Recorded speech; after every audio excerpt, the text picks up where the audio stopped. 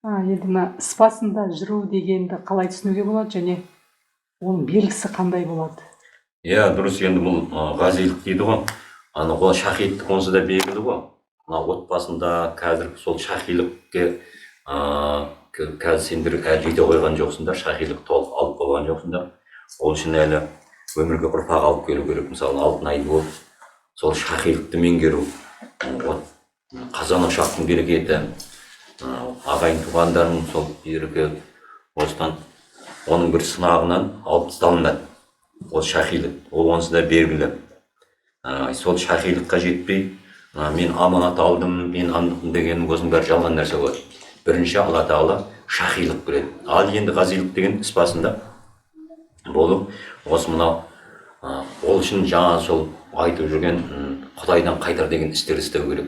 Өнерді меңгеру керек. Әртүрлі саладағы өнерлерді түсіне бас, сонда Алла Тағала өзі саған жетелей бастайды.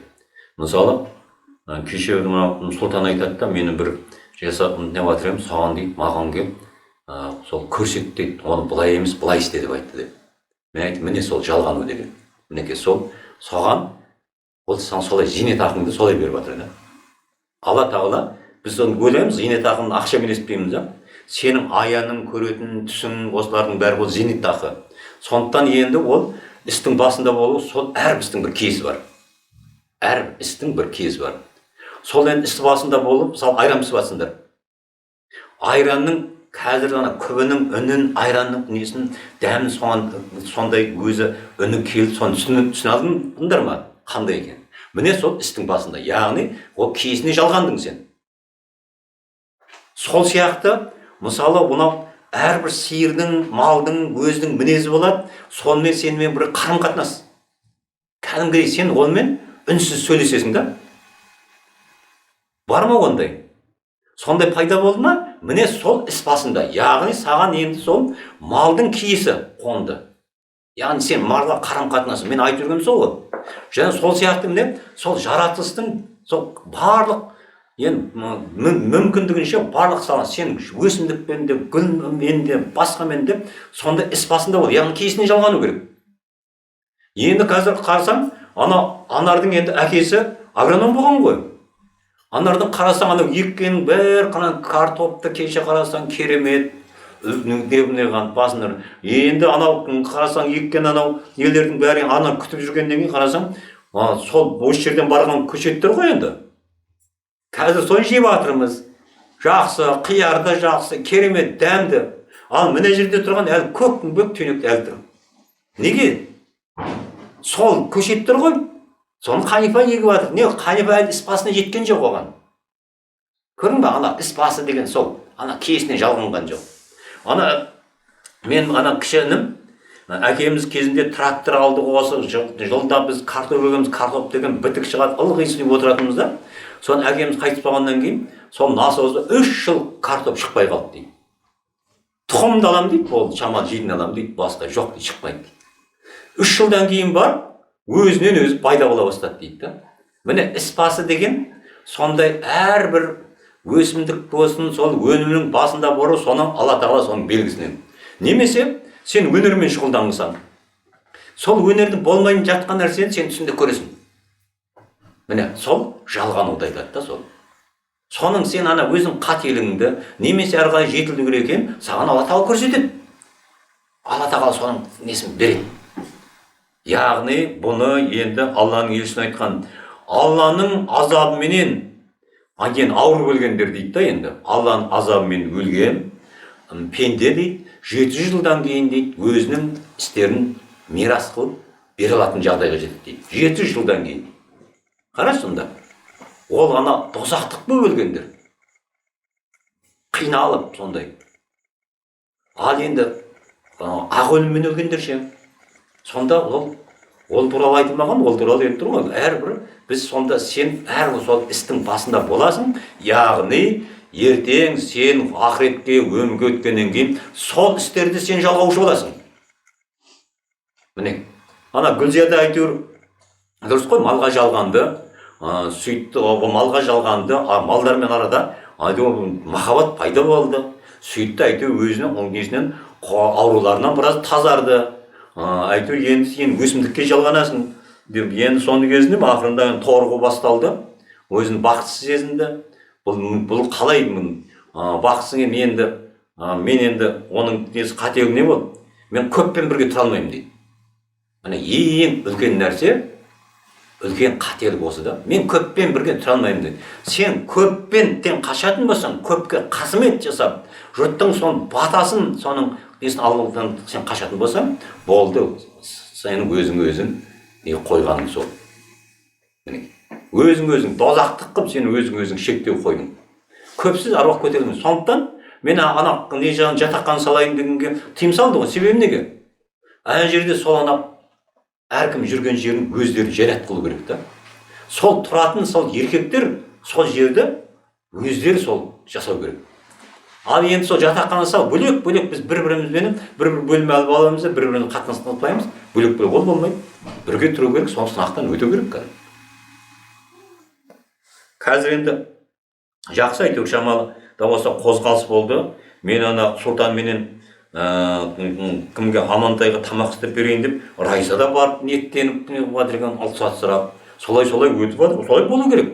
Бірақ ол енді тек қана Амантай мен Сұлтан емес, соған енді Аманбай да, Нұрғисалар да соны меңгеру керек. Ана жақта Қалкендер де соны меңгеру керек. Нұрболы бар, алда жүрген осылардың бәрі сол халді меңгеру керек енді. Айту керек ашықтан ашық. Және оның тағы несі бар. Мен енді мен арқылы енді көп нәрсені халді ескертіп жатыр ғой. Мысалы Қанипаны қарасаң, енді тамақты керемет меңгерді, бәріне болды. Аяқ астынан мен 3 күн тамақ ішкен жоқпын Қанипаның қолынан. 3 күн қатарынан болды. Бірыңғай шаймен немен жүрдім. Себебі кейіннен не қылсақ, мен майдан деп отырмын, көлеңкесі келген екен да. Жастық шақта көлеңке келген, жастық шақ келген кезде қолы бұзылады екен. Кейін анықтады, көлеңкемен байланысты екен. Сондықтан Айнұрда да сондай болып тұрады. Себебі неге? Ол көлеңке, ол жастық шақтағы көлеңке өзінің қолында хал.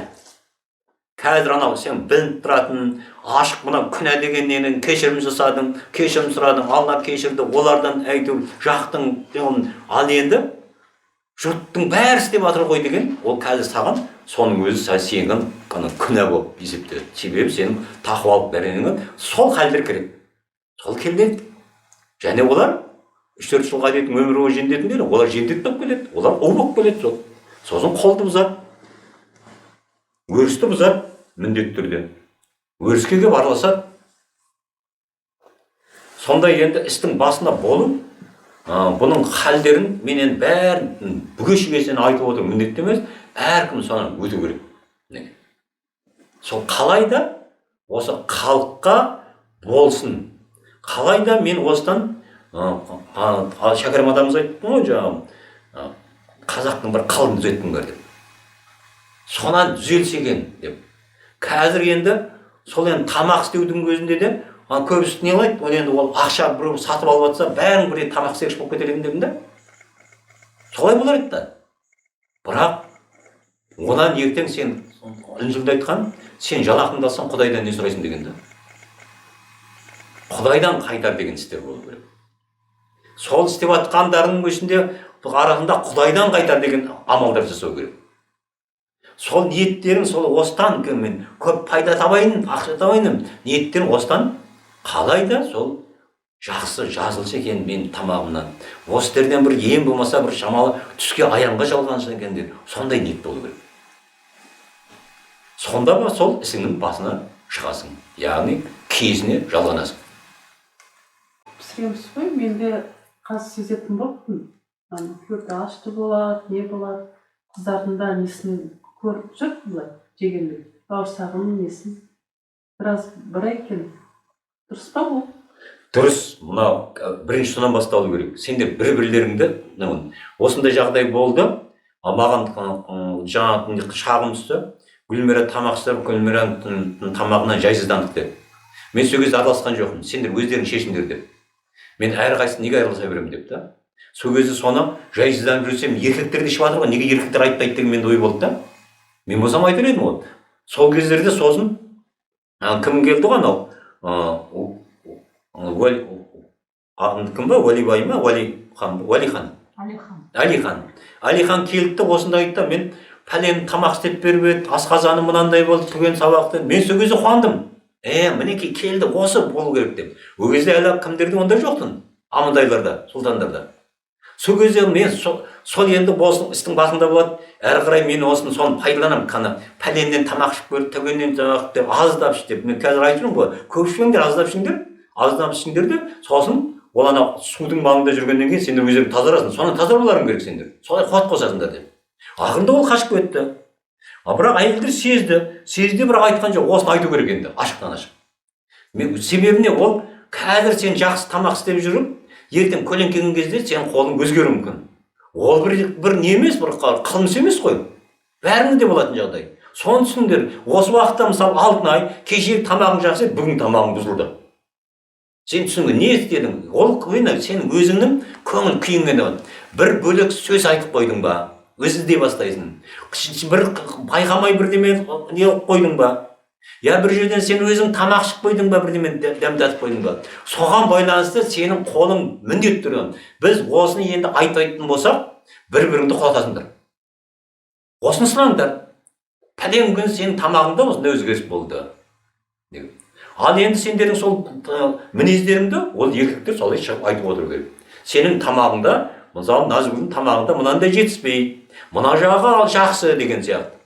Бірақ ол тұрақты емес, осы жағында ойлану керек. Себебі сен міндетті түрде айтып сен осында өмір сүріп жүріп тіршілік етіп жүргеннен кейін бір қателік жасайсың.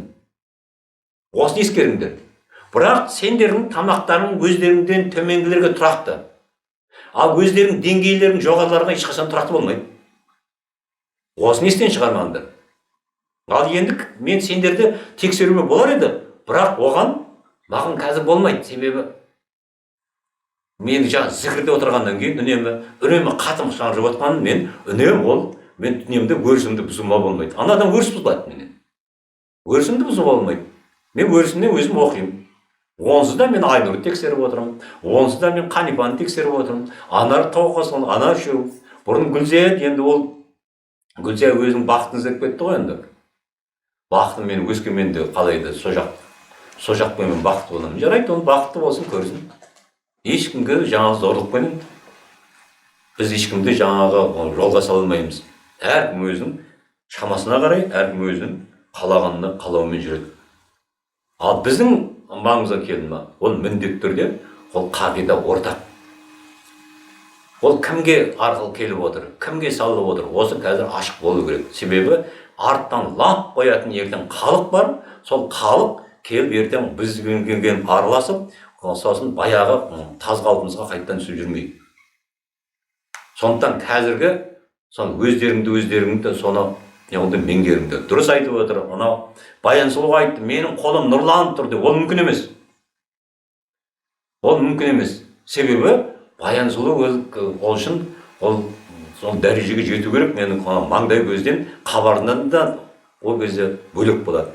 Мен маңдай көз арқылы да анықтап отырмын. Сондықтан кімде маңдай көзде хабар әлсіз ба, оның тамағы тұрақты не болуы мүмкін емес. Тұрақты бір қалыпты тамақ болады, өзінтіме ол маңдай көзден хабар келтіріп жүргендерден. Міне осыны ескеріңдер. Маңдай көз ашықтардан қалады. Мейлі еркек болсын, мейлі әйел болсын, маңдай көз ол біздердің айнамыз, иманымыздың айнасы. Соны ескеріңдер. Ал енді маңдай көзден хабар алмай, енді маңдай көзінде қазір хабар ол үн бар. Үнді тексеру керек. Мен айта бермейін оны.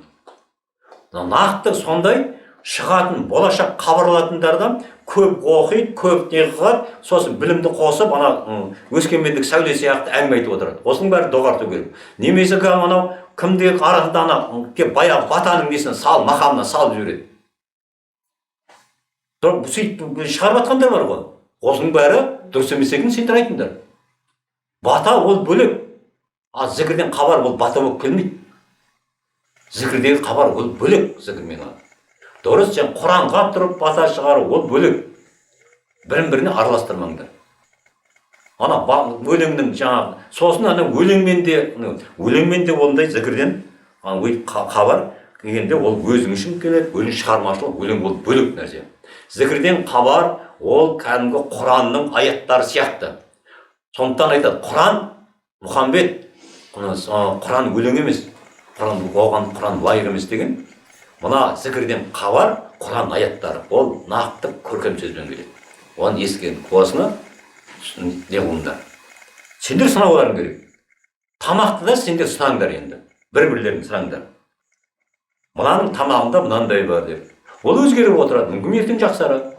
Бірақ 3 күн, 4 күн анау айтылғаннан кейін ол өзін күту керек, ол іздену керек. Қандай жағдайдан ол өрісін кіретіп алды. Қандай жағдайдан өрісін бұлғап алды. Немесе ол келген көлеңкесі ме қосылған. Сондықтан қазір мұны маған кеше хабарласқан жаңағы сыныптасым ғой, класстасым.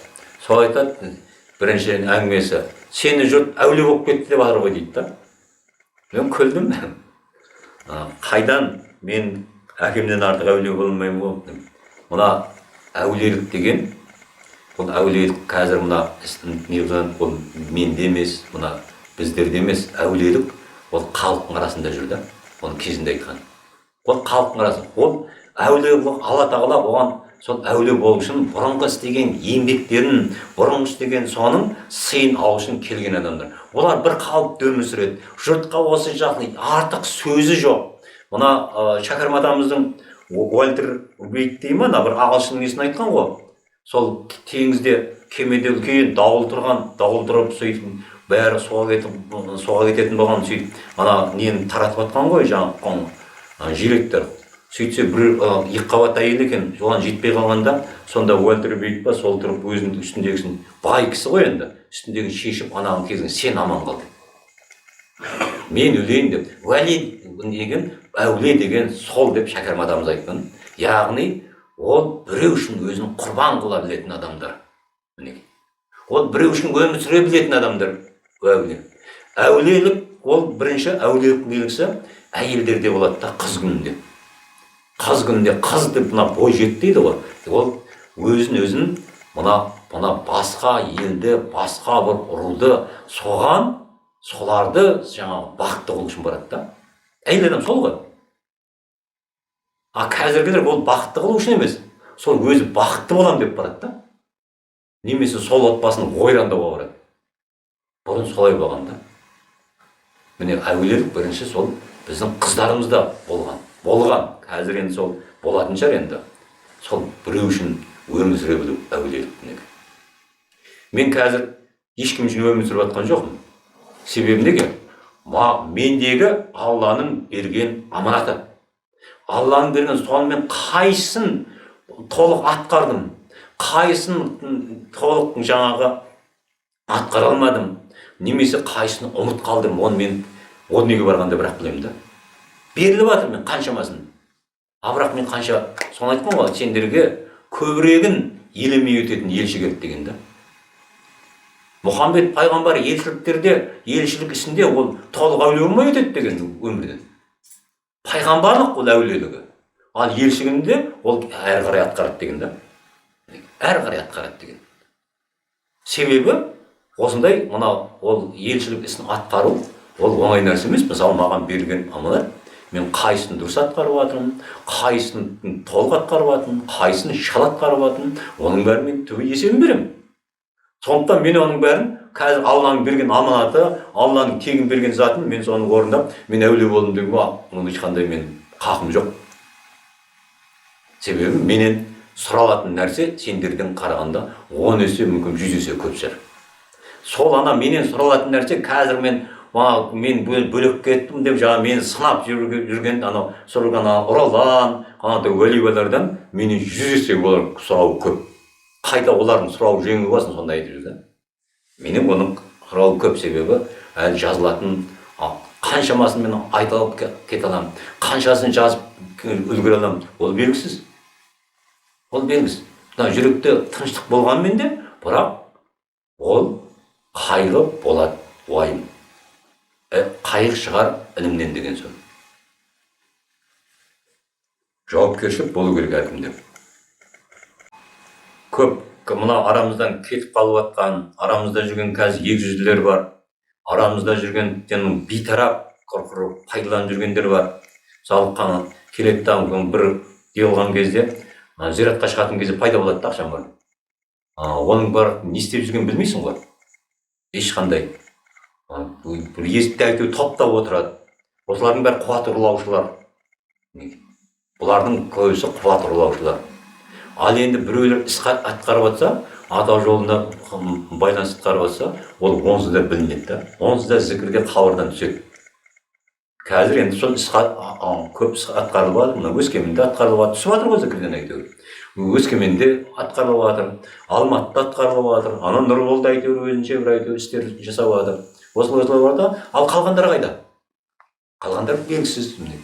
Бәрі тек оны Астанаға біздерге қарап отыр. Бұлар не қылар екен деп. Ақтөбеден Аманжол келді, әйтеуір қарай сол арқылы жалғастырса. Ақтөбе тым-тырыс.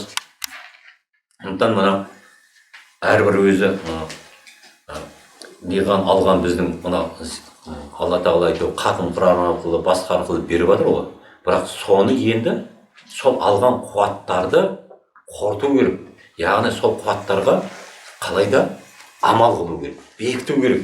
Себебі сол іс басында немесе шахидтік болып сендер алу үшін міндетті түрде соның намаздарын орындау керек. Оны енді сендер соны көбірек дұрыс ана кезде сынап жатыр ғой, кім ба, Райхан ба, атыраулық, мен білмедім, ол өзінше әйелдерді алды да ешқандай зікір жоқ деп. Осы ең үлкен қателік. Ең үлкен қателік. Одан маңдай көз жабылып қалады. Ол оп-оңай. Ертең мен қазір тұрақты маңдай көз сол хабар тұрақтыға жалғануға жине алмаймын, сол жалған қоңыттан көпсің алды, мен пәленді көрдім, ананы көрдім, ол сен үшін ғана көрінетін нәрсе. Сондардың бәрі мен ертең оны алмаймын да, оның бәрі қалады. Біз халыққа нақты керегін ғана беруіміз керек та. Әркім алған өзінде қалу керек. Осыған келе жатыр. Сондықтан маңдай көз болып оп-оңай жабылып қалады. Зікір қазір енді сосын ана Уәлибайда, ой, мына кім бар, Игілік бар, ана Қобдабай бар, 4 жігіт, 4-еу түгел деген осы деп бір зираттардың басына барып да, ол да болмайды. Кез келген зираттың бар екен, мен соған барамда Құран оқып кетіп, ана қайыршы болуға болмайды. Біз қазіргі ата жолында қай-қайсың болсын, мына еркектер, біз зиратты тазарту үшін баруымыз керек. Біз алу үшін емес, сендерге онсыз да беріп жатыр да. Сендер бұна зираттағанда алу үшін емес, тазарту үшін барамыз деп. Сондай мақсат қойыңдар. Біз сол жерге барып тазартуын өзіміздің жинаған өрісімізбен сол жерге барып, сана өріспен алмасып, сөйтіп қайтамыз деп. Дұрыс, енді Қоңырәулиеге барған суға тазарту үшін барасыңдар, ал қалған жерлерге сендер сол тазарту үшін барасыңдар. Сендер Құран оқыған еркек зікір салған кезде сендер арқылы өтеді. Санның 17 болуында, әйел еркекке қарамайды, 17 сан болуының өзінде мән бар. Осы қағиданы сақтау керек. Біз сол жердегі қуаттарды, сол жердегі сендер енді сол жердегі жұрттың тастап кеткен қораттарын қоректенетін болуың керек. Сол дәрежеге жеттіңдер енді. Сонымен сендер өздерің қабылдап Құран арқылы ананы қорытып, өздерің жарықтарыңды сөзге тастап кету керек. Тазарту керек. Сендер енді тазарту үшінді. Ал барып, жаңа барып, кез келген бар әулиелерім көп қой енді, әулиелердің басына барып, ой, мына 4-еу түгел деген. Біз енді ана Құран оқыдық осының. Оны мақтан қылмар, оны міндет емес. Шақырған жерге бару керек. Егер де сол керемет болса, 4-еулердің түгендер болса, сол 4-еуінде 16 қатынға қуат қосу керек та, ана 4 жігіт. Сол 5-ші Уәлибай болып тұр ғой оны. Ол өзін 4-еуге санамайды. Олай болатын болса, ана өздерің былғаған, сол құмды апарған, сол құмды қайта-қайта барып, құдықтың басына барып, жүрегі Құран оқып тазартыңдар. Міне, Құран оқып, зікір салып тазартыңдар. Бірақ қазір бұратқанда да зікір жоқ. Қазір болып тұрған мейл ана ержанды да қамшыланың, онда да зікір жоқ. Себебі неге? Зікір дегенді ойлайды, мына дауыстың ырғағы, онан да емес. Егер де дауыстың ырғағы соған байланысты болса, анау кімдер Бекболат Тілеухановтар, ана тұрған әншілер бар ғой небір. Солар тазартушы болар еді да. Соншама ол қанша ән айтып, Құранды әндетіп оқығанмен масқапшылардың керемет қой дауыстары. Одан тазармайды. Ол неге? Кітапқа жалғанады, естеріңізде болады. Ал кітап қаяқта тұр? Кітап қазір бізде тұр. қазір сол кітаптан ажырадың ба, зікірден де ажырайсың. Осыны алдап жүрмесін. Болды, мен айтып отыр ғой. Қазір сол гүлмелерде зікір жоқ. Мейлі, еркектің бәрі жинап алсын, барсын. Өлеңдетіп осыны, бірақ қуат болмайды, аруақ өтпейді. Кітап, аруақтың кітап қой. Сол кітап қазір бізде тұр. Сондықтан абай болыңдар.